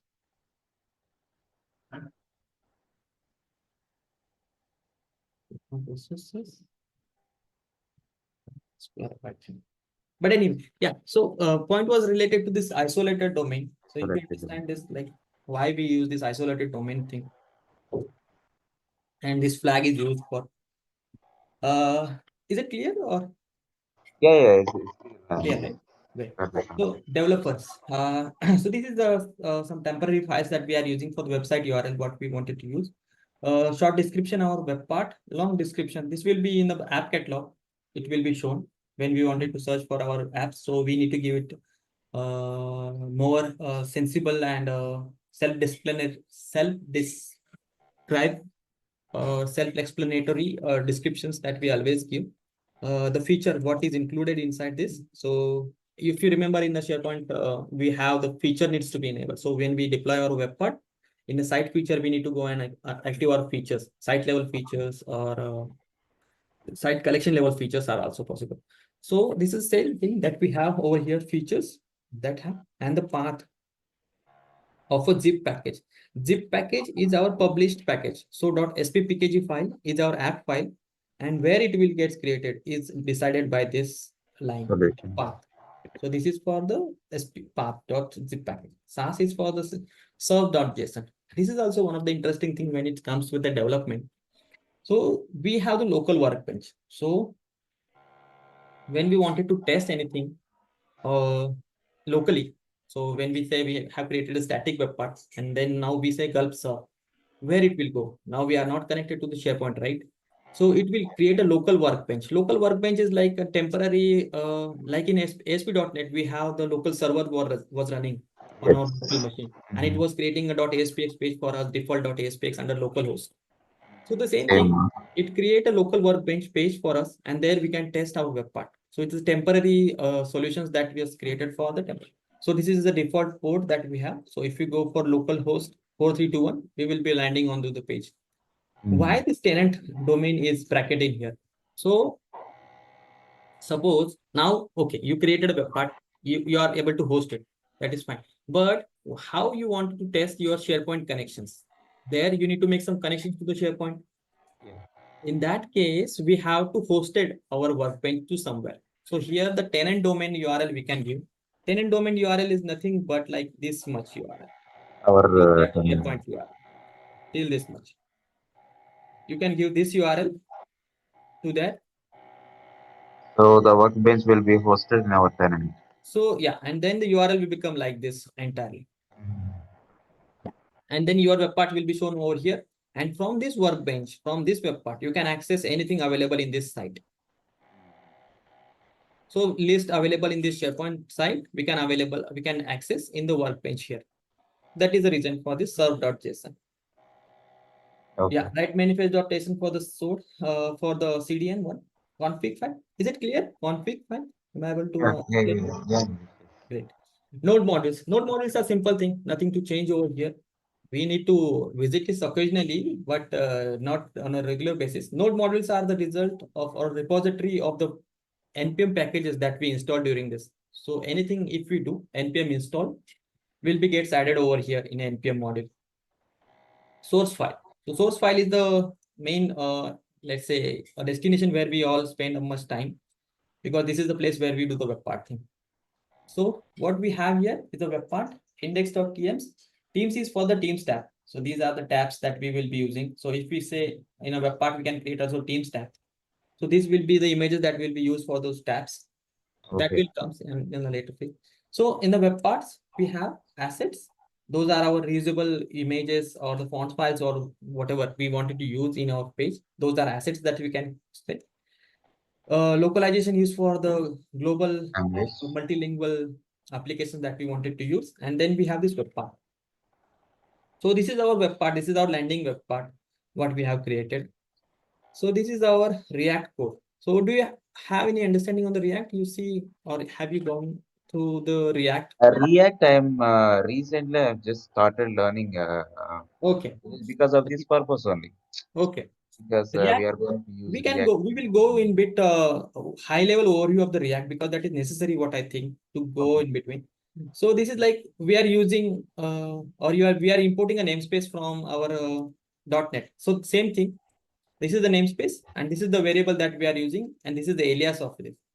So pretty much this methodology is same, but what the syntax is a bit different in the React. So this import is using for using or including that namespace that we wanted to use. And these are all the packages that we have installed using npm. This is our default class, which is extended by the base client side web part. So this is the base client side web part developed by the Microsoft, which provides us a basic for our SPFx web part.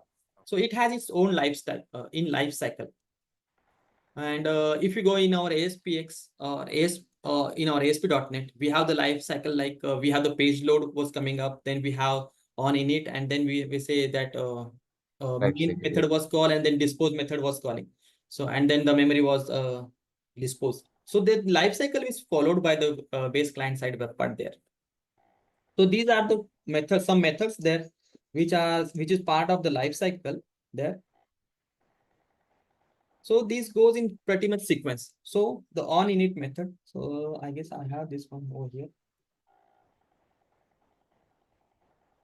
So this is the life cycle of this SPFX web part. So let's go in the code. Not in the good in the PPT, but so in Blender, we have on init method. On init method gets called when we are having the page is getting loaded. So when the page is ready to load, on init method is getting called. So what we will do in the method, we will set some environment variable.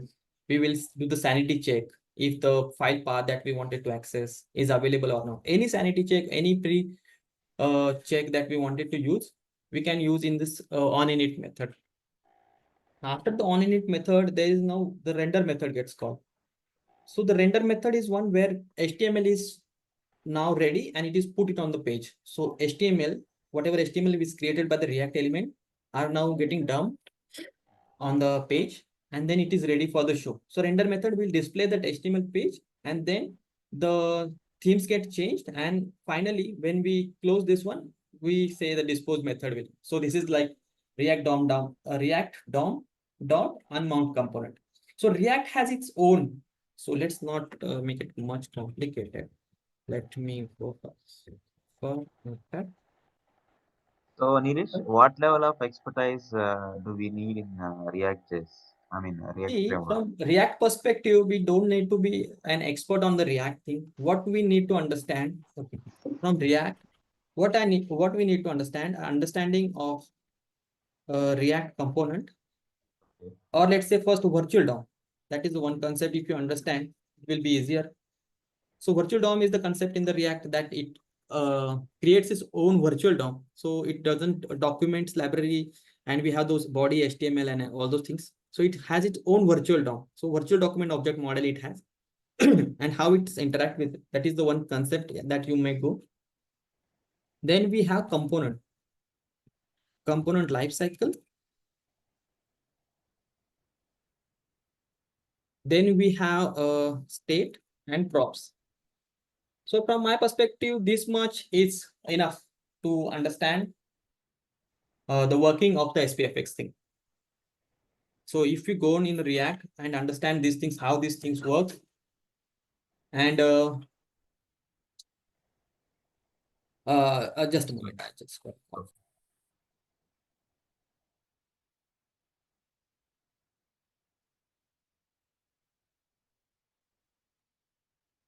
Yeah. So if you understand these things only in the React, and my screen is visible to you, right? Yes, yes, yes. Yeah, I'm in the notepad. Yeah. Yeah. Yeah.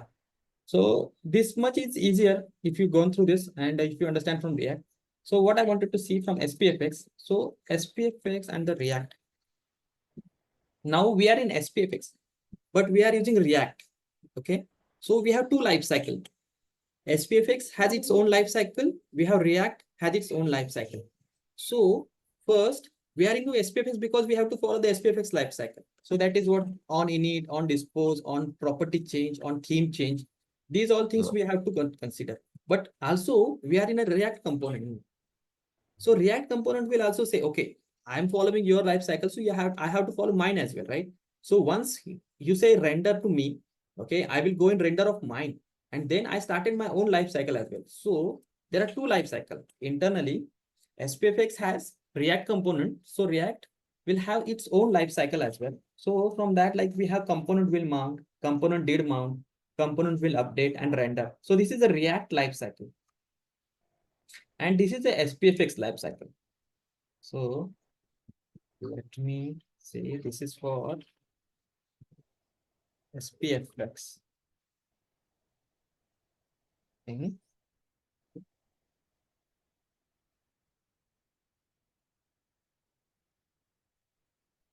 So this is for SPFX, this is for React.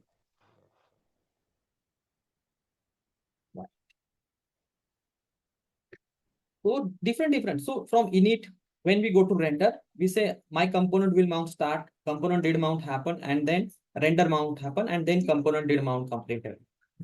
So different according to the state. When something got changed in the application, again my component will mount call, component did mount call, component did change happen.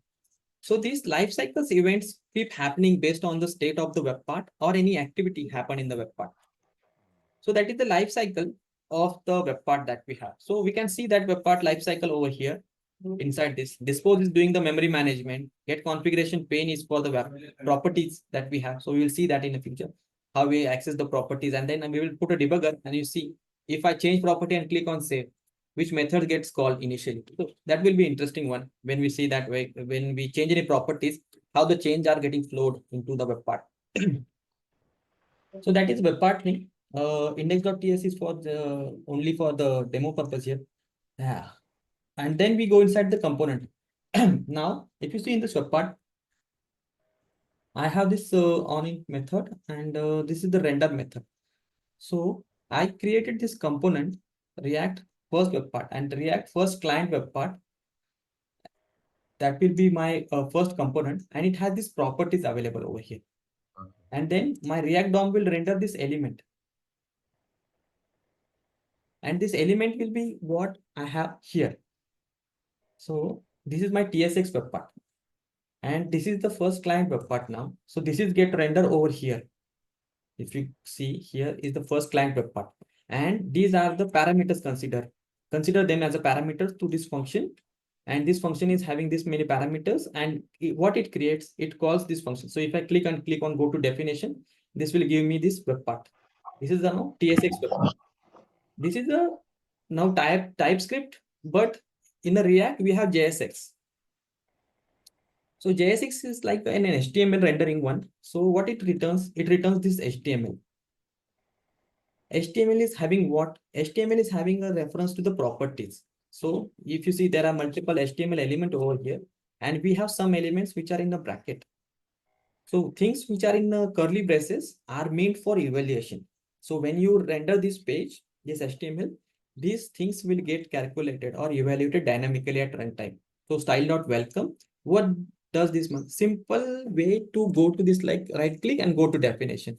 You will go to the definition of that page or where the element is getting called.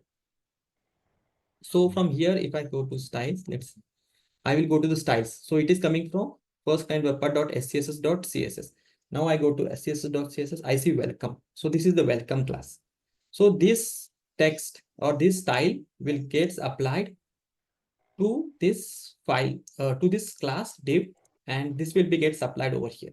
That is how it let's say evaluate its render its HTML, and once it completes the evaluation, it returns that complete HTML.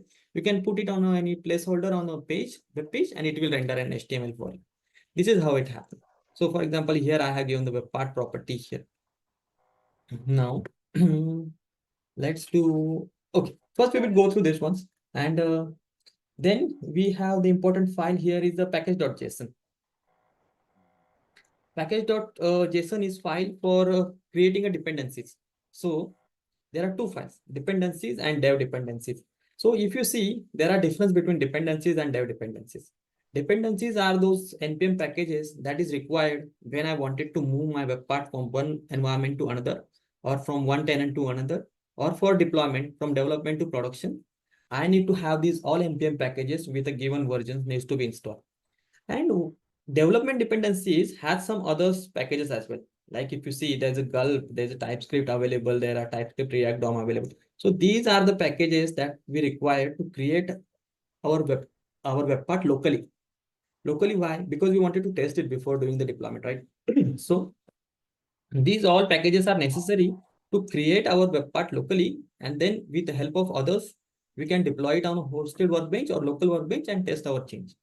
So this is one thing that we have over here. Scripts, these are bundle scripts over here, and versions. So engine is one pretty concept. So here it says that engine, what I require. So engine, what we say in the .NET is like a .NET framework. .NET framework was our runtime. Runtime was our like engine. So here we have Node.js is our runtime. So Node.js is our engine.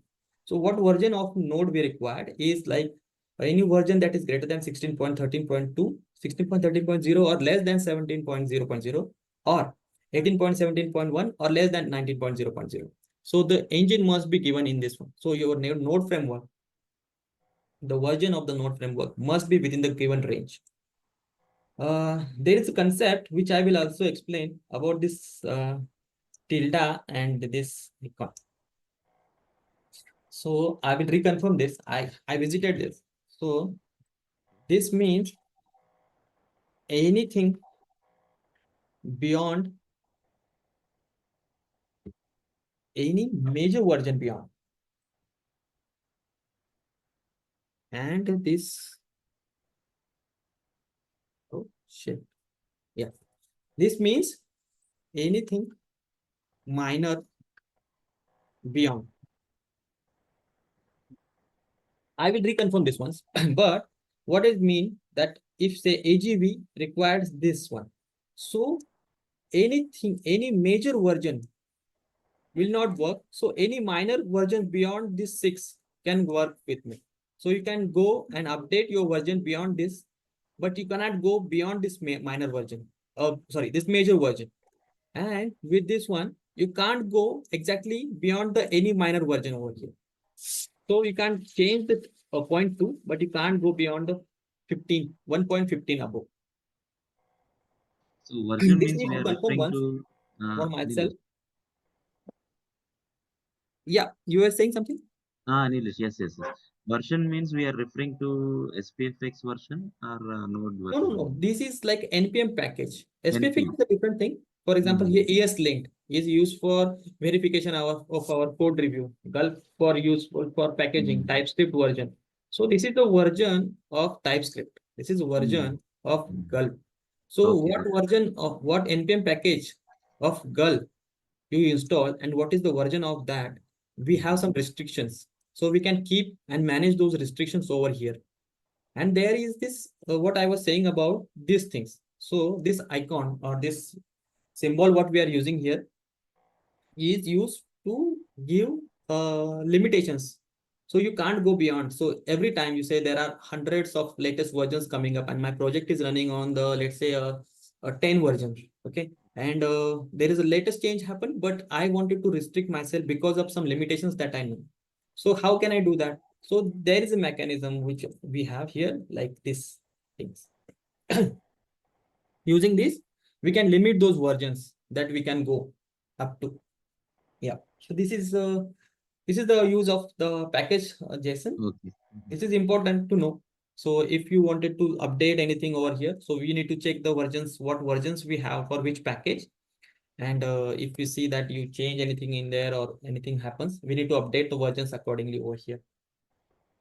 README file is used for when you deploy this on app catalog, it will be showing that what this thing has happened and what if you put it on a GitHub, it will also give that README file just for the information purpose.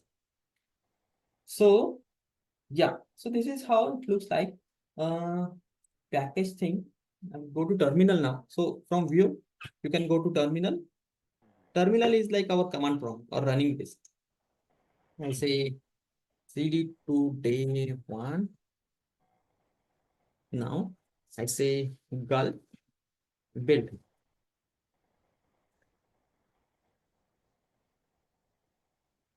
Is command prompt terminal same as Node.js command prompt?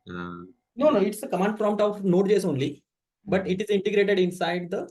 Terminal. So if Oh, you we are see calling here, from terminal. yeah, it is inside Visual Studio. Okay, okay, okay. So now you see there are multiple tasks are getting performed. So starting copy, static asset, compiling those SAS into SCSS, into CSS, then those, now it has finished. Now we have gulp build. We have seen the how to build the package. Simple. You need to go to the project folder and type the gulp build. You might get error that time you have to resolve. It's not like simple we give gulp build, it will do the item build itself. Sometimes if it finds there are versions mismatch or anything goes wrong in the code and syntax, it will give an error. After gulp build, we have like a build and gulp package hyphen solution. Let's say gulp serve, not list package solution now. Gulp serve only.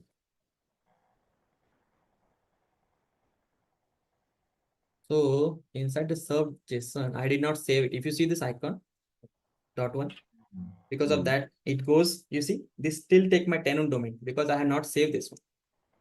It goes to tenant domain dot local workbench because this tenant domain is not known to us now.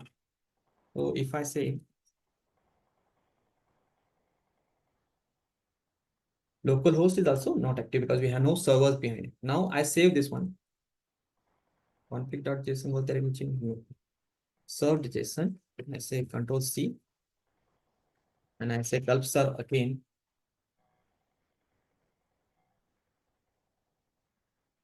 This will launch again a gulp serve. Now if you see this took my latest now. So this is my tenant. So I make a change in the serve.json. Now it took my hosted workbench.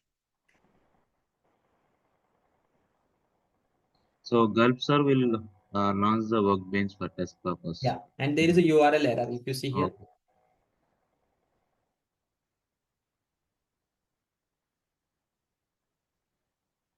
Yeah, Nilesh, yes. So if you know these things, like you see, now I reach to this page and say, okay, my web page is not reachable. Why? Because this URL is incorrect. And where I need to go to change. That is why we need to understand those config JSONs. So 0th ng.workbench.spx. So now if I give only the site URL, so tenant domain is available. So let's say that site is not available. I guess we have deleted that site or something. But let's go up to this point to the root level. And let's deploy it again. I always feel coming up error is good thing. That is why I make sure that we it's can going learn good. from that. Yes. If we did not get an error, it means like it is a very cleverly built or it is pre-scripted.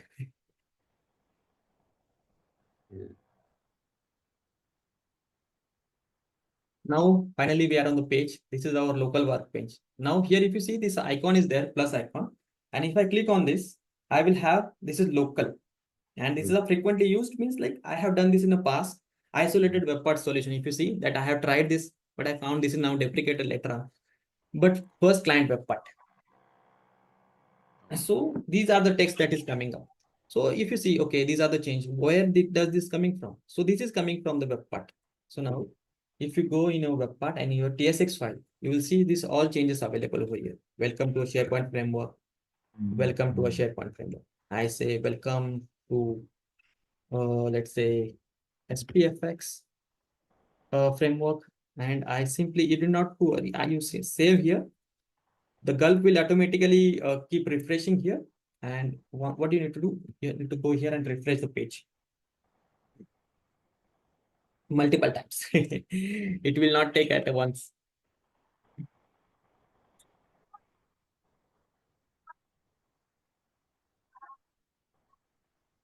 And sometimes what we need to re-add the page. Let's send it. Here we make the change. Welcome to the SPFx H3. See? Then we do the build again.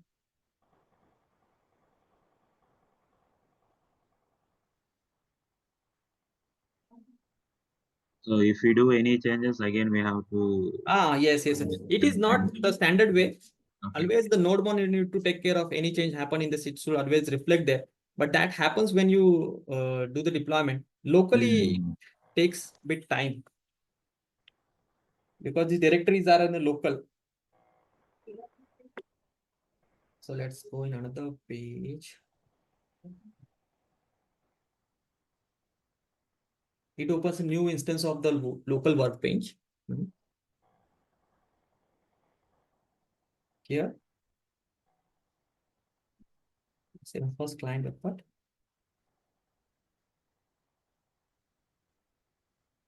And now see, welcome to SPFx Framework. This is still showing old one. Now this will reflect SPFx. So this happens sometimes. So when you don't see your change, you have to go back and build again and serve it again. So this is how where you make the change into our code. Now this is the first your client component, let's say, or React component. So you can like now you have the capabilities to create an HTML. So if you go in here and open a developer page on this page. 24 F12. Yeah. So if we go over here, you see what is this internally? H3, SPFx webpart component. What we have here? H3 under SPFx. So this HTML is rendered as is over here, but this is coming inside the first client web part. That is a section what we have, and that is coming inside the web part, the client web part that we have. So additional classes are coming, but everything fine. The rest of the thing is only HTML. So what we need, what basic skill we need, how to eliminate or how to manipulate our HTML, how to generate the HTML dynamically, how to get the data, how to render the data, how to change the data meantime during the states or anything in between, props, and switch it. So only toggling or anything, if that is required, if we know, we can easily create the web part. That is my understanding. Maybe I'm wrong or overconfident, but so far I have not seen much complex elimination that is required in React because it is very simple to understand. So now if you see, I wanted to give H3 or H5 or H4, you can change over here. The same tag will update over here. This is how this get deployed. And this is nothing but an HTML with a JavaScript. And this is also one thing which I wanted to show. You see, this is now, we will see, now we have the local workbench. Now what the local workbench will do, we have 0th entry point, we have layout filter. This is our file, hidden files, static assets and layouts folder. And I wanted to show webpack here. Inside this webpack, we have our JS file. So if you see, this is our same folder structure what we have in our webpack. Yes, sir. Source webpack, first client webpack. And inside this component, I have this TSX. So here, if you directly put the debugger, it will work. So in the local workbench, that is the advantage what we have. So we still have the TS file and we directly can go and update that file there directly. And from there, we can see our change is happening or not, where the actually file is getting copied and how the logic is moving on. So in the .NET, how we were doing the deployment, the same thing. So this is the webpack. That is what the MS build is doing. It is creating a webpack folder for us and it is hosting our webpack there.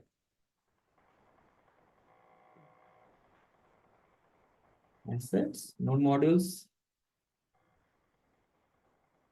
Yeah, so this is how it is looks like. And this is a and simple command that we have for now. So if I say gulp package-solution --ship. This will generate a file for me inside my SharePoint folder. So right now, if you see, there is no SharePoint folder available over here. Now you see the SharePoint folder gets created. If I explore this folder, sorry, okay. Where was the SharePoint folder? If I say reveal in Explorer. So if I say the SharePoint folder now, I have that SPFxGG file available for me. I need to pick up this file. I need to go to SharePoint admin, app catalog. To find the app catalog, again, we need to go to SharePoint side.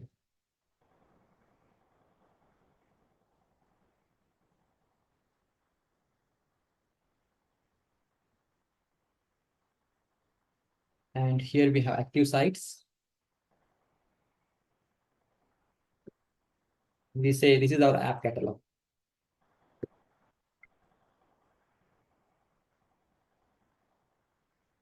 And here we have stores. Stores are nothing but a container, what we have. So distributed app store for the SharePoint. We need to choose. This is the library, nothing but a library. They just give fancy name, but this is the library which will contain all the SPFxGG file. What we need to go? We need to click over here, upload file. And where we have created our SPFxGG file.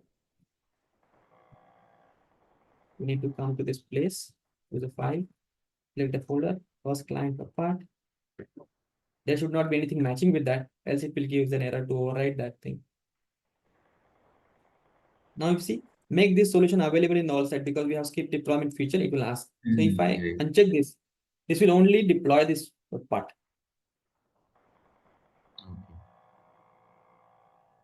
Now the web part is deployed.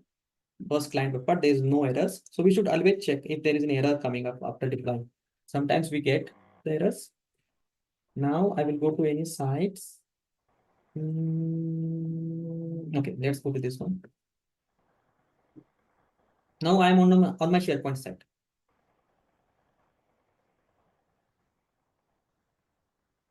Waiting for that gear icon. So here the gear icon comes. I go to site content. And here I need to click on add an app, new app. From the SharePoint store. So this is our first client web part. You see here. This is what we have deployed. So I click on add.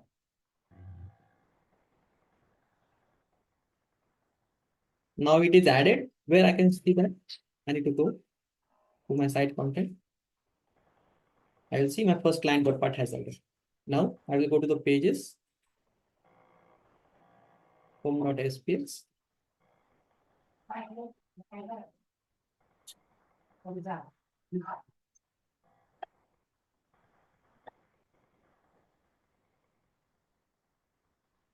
Still waiting for the site icon. It takes a bit time for that. And here we need to edit this page.